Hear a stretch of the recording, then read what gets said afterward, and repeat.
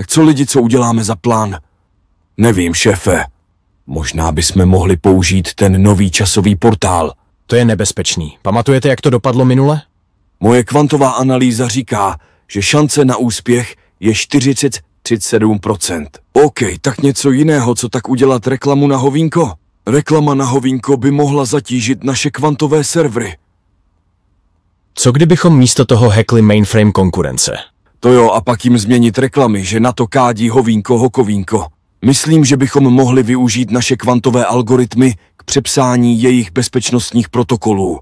A co když spustíme jejich antivirový systém? To by mohlo způsobit řetězovou reakci v jejich síti. Moje senzory detekují 89,2% pravděpodobnost, že jejich firewall má kritickou slabinu v kvantovém šifrování. Tak co na ně vymyslet lest, že dostanu darek a v tom dalku bude fleška a v té flešce bude reklama na hovínko, co se jím automaticky stáhne do kompu. To je geniální nápad. Můžeme použít kvantovou kompilaci dat, aby se malware aktivoval jen když detekuje správné podmínky.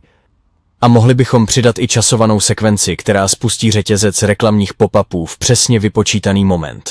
Kalkuluji optimální časový interval pro maximální efektivitu útoku. Doporučuji spuštění v 3:14:15 pro nejvyšší pravděpodobnost úspěchu. Tak na to začnu připravovat kvantově šifrovanou návnadu pro konkurenci hned teď. Můžu optimalizovat binární kód, aby se malware replikoval exponenciálně po každém spuštění. Inicializuji subrutinu pro maskování našich digitálních stop. Pravděpodobnost detekce 0,0003%. Dejte like a odběr, jinak se vám tam objeví hovínko.